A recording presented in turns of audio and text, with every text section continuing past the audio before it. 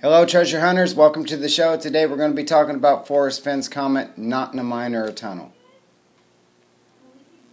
Here we go treasure hunters. Back in 2015 Forrest Fenn made this comment that it's not in a mine or a tunnel. Before we get too far going into this, I'm going to show you the definitions of mine and tunnel, and I'm also going to show you some images along with the definition that shows you what I see in my mind when I hear these words. Here we go. Here's the definition for mine. Now also look at the pictures down below, because when I hear the word mine, these are the images that come to mind, that I think about. I think of something that has one way in, one way out.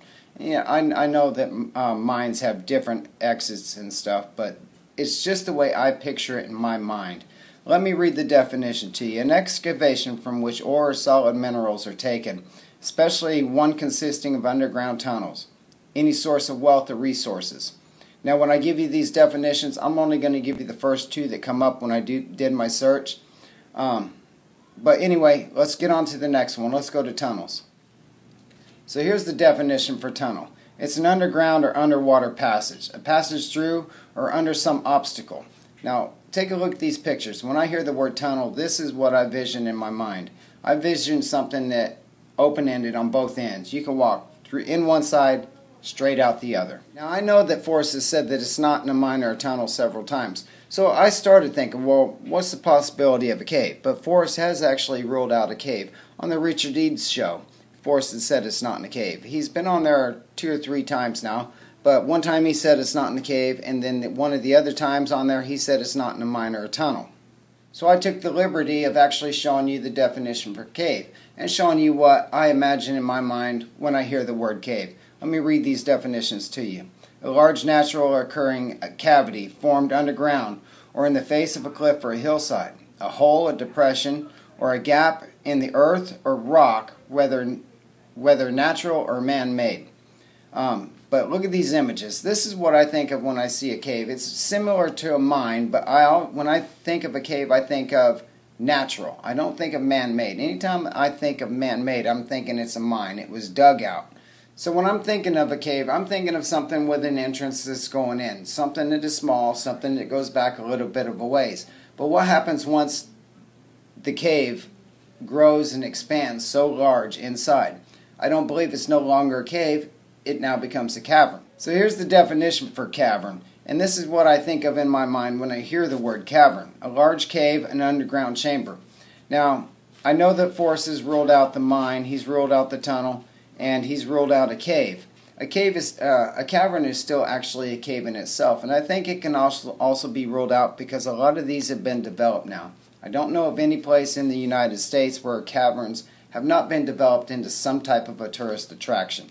So as I start thinking about these, and I start thinking about the possibility of ruling these out, it makes me wonder about the Mummy Joe cave. The cave didn't have a name, and Forrest and them named it Mummy Cave. Anyway, take a look at this picture. This was the Mummy Joe cave.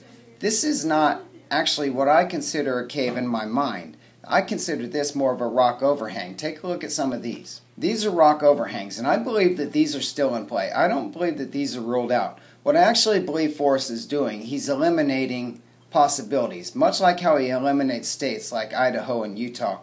So I think that these are still in play. There was also, when I start thinking about these rock formations, it makes me think of another one. There was a comment a few years ago, and I've tried to look it up for you guys, and I just can't seem to find it anymore.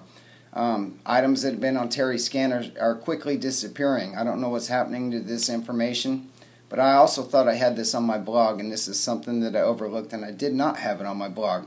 But there was a comment out from Forrest a few years ago. It says, when the storm comes, everybody runs for cover. Those with the largest umbrella survive.